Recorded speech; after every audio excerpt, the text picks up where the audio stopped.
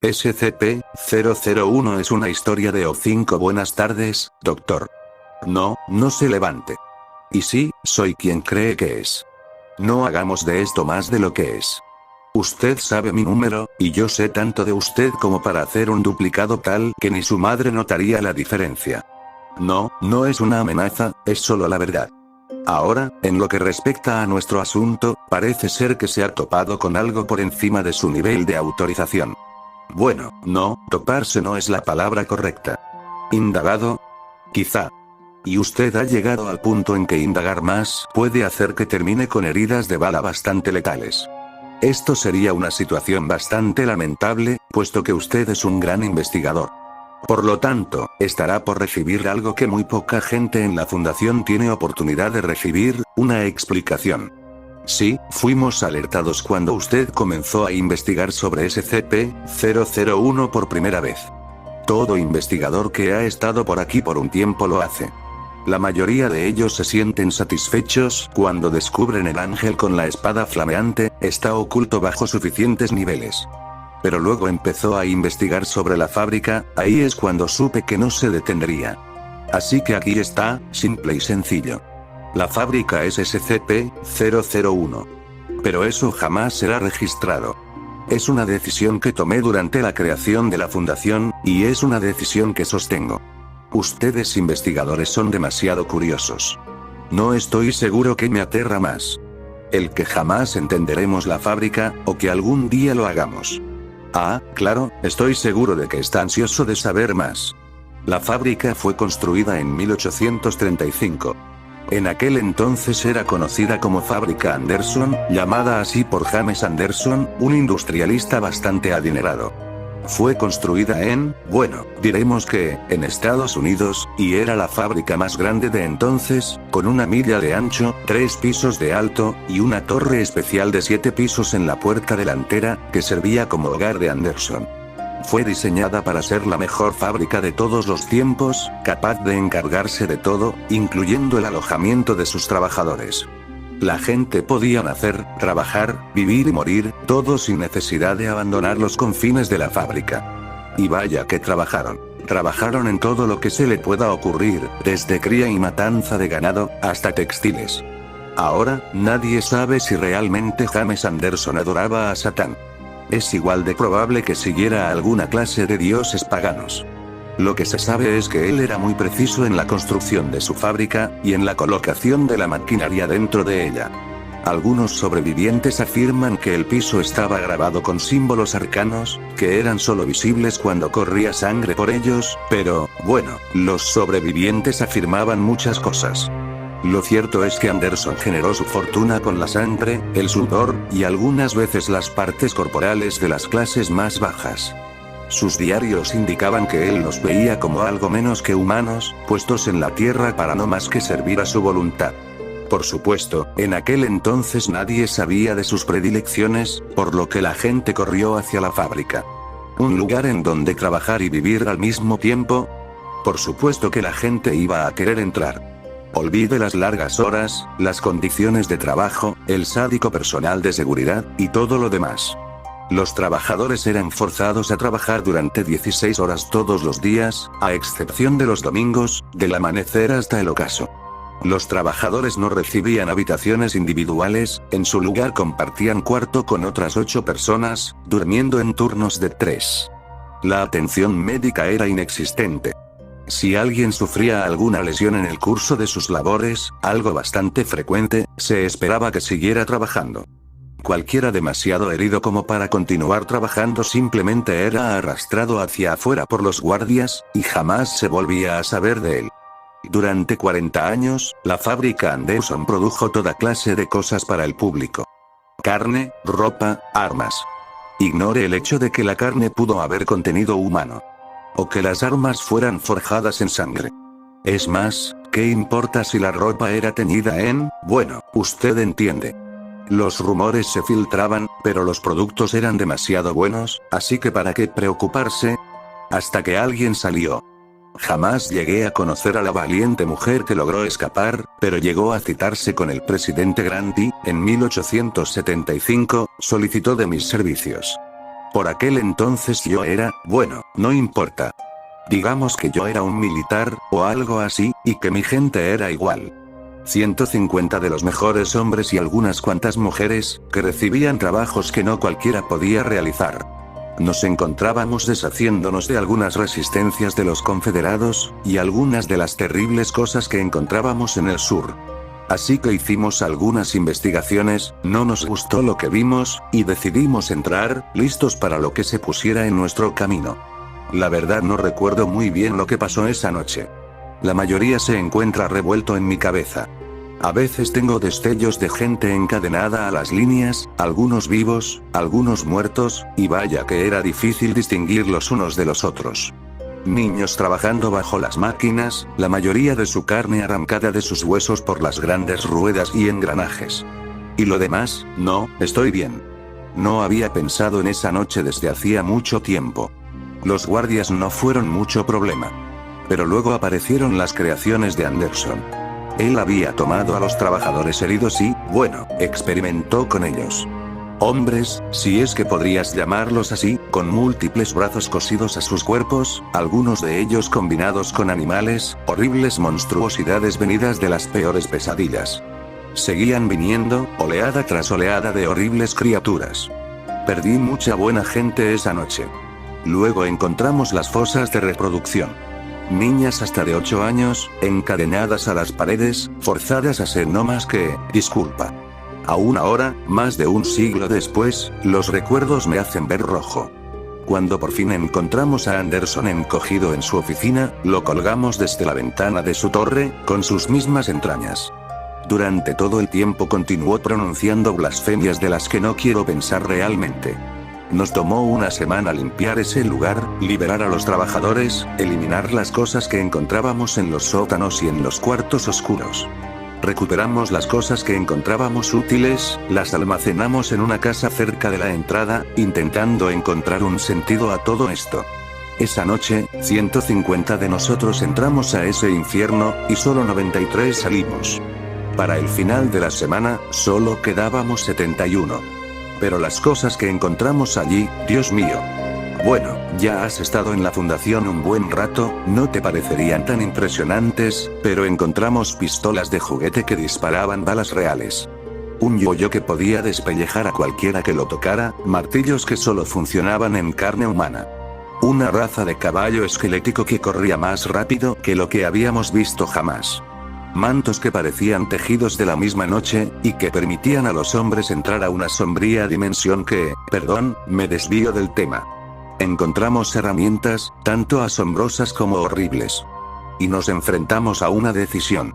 Reuní a mis más altos rangos, digámosles oficiales, e intentamos ver qué haríamos. Todos tenían sus opiniones.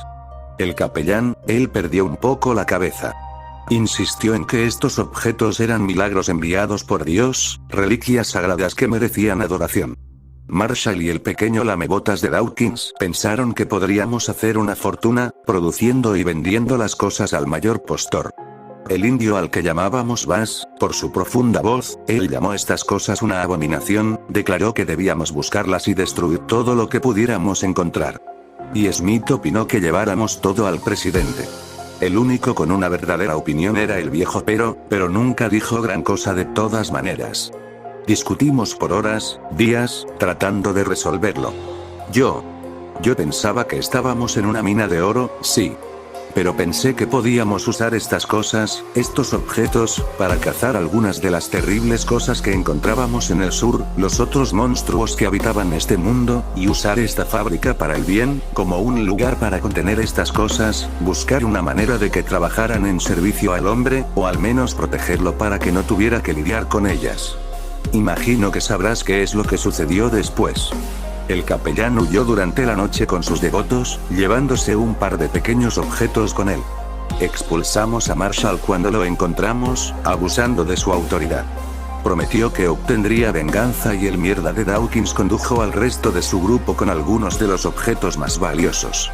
Bass y su gente intentaron prender todo el lugar, y simplemente se fueron cuando vieron que no funcionó. Y Smith se fue para reportarse con el presidente. Logré convencerlo de que prometiera decirle a Grant que la fábrica había sido destruida. Tenía grandes planes para aquel lugar. Por supuesto, fue difícil continuar con los grandes planes cuando solo tenía otras 12 personas conmigo. Pero era un inicio. Y funcionó por un tiempo. Teníamos estos increíbles juguetes, y encontrar gente que trabajara con nosotros era bastante fácil. En aquel entonces, dejar la civilización era tan simple como salir del pueblo. Sabíamos lo que queríamos, sabíamos lo que podíamos llegar a ser. Leventhal se encargó de darnos cimientos. Una simple invención por aquí, una buena inversión por allá, todo iba como la seda. White y Jones se encargaron de darnos otros cimientos. En nuestros trabajos pasados descubrimos cosas interesantes sobre algunas personas. Secretos que poderosos hombres no querían que salieran a la luz. Y, con nuestra nueva posición de guardiasecretos, obtuvimos más gente pidiéndonos que lidiáramos con los suyos. Chantaje es una mala palabra, pero funciona. Briggs, Argent y Lumineux se pusieron a catalogar los objetos. Light y la esposa de Briggs, la enfermera, se encargaron de mantenernos sanos. No, solo estaba recordando a Light. Ella tenía unas ideas inusuales sobre la higiene, para ese tiempo. Toda una mujer brillante. Zoff, Fleischer y Karnoff se encargaron de entrenar a las tropas. Tesla y Tamlin tenían la tarea de averiguar cómo sacar el máximo provecho de los objetos, sin hacerlo obvio. Éramos increíbles. La ciudad que erigimos alrededor de la fábrica, a la cual llamamos Sitio Alfa, era autosustentable. Agentes, investigadores, operativos de toda clase, no con esos nombres, por supuesto, pero esas posiciones. Nos expandimos. Lo siento, pero soy un hombre viejo. Sé que no luzco como uno, pero el cuerpo miente. La mente, no siempre recuerda bien. Y a veces me pierdo en mis recuerdos. Las cosas se ponen confusas. Pero, lo importante de eso es esto. Usamos la fábrica. Siempre pareció tener más cuartos vacíos en los cuales poner más cosas. En aquel entonces así los llamábamos, cosas. No había skips antes, no. Pensamos que habíamos controlado a la fábrica. Es una de las razones por las que me rehusé a renunciar a este trabajo. Si hay algo que puedo hacer aquí, es recordar a la gente que nunca controlaremos estas cosas. Contenerlas, sí, pero como vimos con Able, controlarlas, jamás. Pasada una década, más o menos, ya estábamos bastante organizados.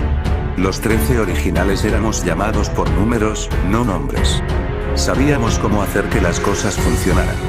Y si una cosa o dos se esfumaban de la fábrica, igual. ¿Y el clase D ocasional? ¿Qué? Sí, teníamos sujetos clase D también en aquel entonces. Desechables. De ahí viene la D. Teníamos que probar los objetos en alguien. Tesla y Tamlin eran muy firmes en eso. Pero, sí, algunas veces perdimos gente que no importaba. Dr. Briggs era afecto a decir que era la fábrica cobrando lo que le correspondía. No puedes obtener algo a cambio de nada. Fue en 1911 cuando todo salió mal. Los llamábamos hadas. Una raza entera de cosas viviendo entre nosotros. Podían verse igual que tú o yo. La única diferencia obvia era su alergia al hierro. Sí, por eso los llamábamos hadas. No, nunca has oído de acerca de ellos. ¿Por qué? Porque es la única vez que la Fundación erradicó a una raza entera. Por completo. Y yo fui el que lo hizo. Ya llevábamos tiempo cazándolos. Ya nos habíamos topado con ellos un par de veces, presa fácil. Así que cuando cierta persona importante pedía nuestra ayuda, por supuesto que estábamos ansiosos de cumplirles el favor. Nos encantaba poner gente en deuda con nosotros. Enviamos un equipo para ayudar, encargarnos de lo que creíamos sería una cacería. La siguiente vez que lo vimos sus cabezas estaban en varas, sujetadas a las monturas de las criaturas que las hadas montaban, cuando atacaron la fábrica. Fue horrible. 2 palabras, pero que expresan tanto. Yo nunca, lo siento, por favor, dame un momento. Yo nunca le he contado esto a nadie. Deberías considerarte afortunado. Y, si te atreves a contarle a alguien de lo que estoy a punto de contarte, lo que sea, no solo te mataré, mataré a cualquiera que comparta ADN contigo, de las peores maneras posibles. Pensarás que el procedimiento 110, Montauk es un paseo por el parque comparado con lo que te haré. Perdimos.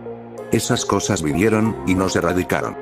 Pasaron sobre nuestros emplazamientos, masacraron a nuestra gente, descartaron nuestras armas como si fueran nada. Miré a mis 13 caer a mi alrededor, mientras trataban de proteger la fábrica. ¿Y yo? Yo, su líder, su amigo, su figura paternal. Padrino de los 4 niños de los Brit. Confidente, a veces amante, siempre el confesor. Corrí. Corrí como un niño pequeño, en lo profundo de la fábrica. Estaba siendo perseguido por esas cosas, siempre solo un paso por delante. Podía escucharlos detrás de mí, sentir su aliento en mi cuello, y llegué a una puerta que no había visto jamás. Una puerta de bronce, cubierta en escrituras árabes de alguna clase. Nunca se me dieron los idiomas, especialmente la mierda decorativa que usan los musulmanes. Pero no me importó. Ellos venían por mí, abrí la puerta de un portazo y me adentré. Adentro todo era diferente. Había un sentimiento de paz, de que nada podía lastimarme aquí. La luz era de un intenso rojo, pero aún así se sentía bien. Mis oídos se llenaban del constante latido, como de un enorme corazón. Y, frente a mí, estaban los restos de Anderson. Entonces, se dirigió a mí, pero que me cuelguen si pudiera decirte qué decía exactamente. Lo que me dijo era más simbólico que exacto. Me ofreció esperanza. Me dijo que cada una de las cosas que habíamos empleado de la fábrica, no importa qué hiciéramos con ellas, la alimentaban. La ayudaban a crecer. Pero, si las hadas tomaban la fábrica, la destruirían, y no podíamos dejar que sucediera eso. Me ofreció un trato. Podía remover este evento. Hacer que jamás hubiera sucedido. Y lo único que quería a cambio era, nosotros. No quería. Sabía que era una mala idea. Pero entonces, los vi de nuevo, a mi familia, a mis amigos, muertos. Muertos a manos de esos bastardos, acepté. Sonrió. Y me encontré una vez más ante las murallas, viendo a la horda de hadas subir la colina. Mi fundación, viva una vez más. En mis manos, un arma. No te aburriré con los detalles, pero los masacramos. Y, con estas nuevas armas, continuamos masacrándolos, donde quiera que vivieran, donde quiera se criaran. Mis colegas O5 cuestionaban mi decisión, pensando que debíamos salvar algunos, en caso que alguna vez los necesitáramos. Rechacé su propuesta. Nos fuimos de la fábrica. La cerramos. Movimos nuestras cosas de allí. Renombramos las cosas a procedimientos especiales de contención, SCP, concentrándonos en contenerlos, no otras cosas. Los demás se sentían curiosos, pero entendían mis razones. Sellé la fábrica. La cerré por completo. La enterré bajo un montón de escombros, diciendo que era muy peligrosa. Pensé que me saldría con la mía. Hasta que encontré algo en mi escritorio. Una de las antiguas armas de juguete que disparaban balas reales. Y tenía la etiqueta de la fábrica en ella. He enviado gente de vez en cuando, para ver qué podría estar haciendo. La última vez que envié gente a ver, no había nada. Continuamos hallando objetos de la fábrica allá afuera. No puedo evitar pensar en cuántos más podrían haber, que no hemos encontrado. La gente que los usa, y los mantiene ocultos. Pienso en esa vez en que aquel cuerpo dijo cómo cada objeto daba energía a la fábrica. Nunca pregunté energía para qué. No creo que quiera saber. ¿Y qué le damos? Clase D, más que nada. ¿A dónde creías que se iban esos cuerpos? Hay un lugar. Se dejan los cuerpos allí, y se desvanecen. Todo mundo piensa que soy un genio por averiguarlo. A veces le doy a alimentar otras cosas. Investigadores. Agentes. Ellos nunca saben lo que les espera. Ella simplemente los alcanza y los toma. Pero, al final, hacemos más bien estando aquí. Lo que sea que la fábrica quiera, lo que sea, hacemos bien estando aquí. Debo creerlo. Y ahora lo sabes. ¿Estás feliz? No lo creo. ¿Por qué decírtelo? Me estoy haciendo viejo, Everett. Cuando muera, alguien tendrá que seguir alimentándola. Quizá tú serás diferente.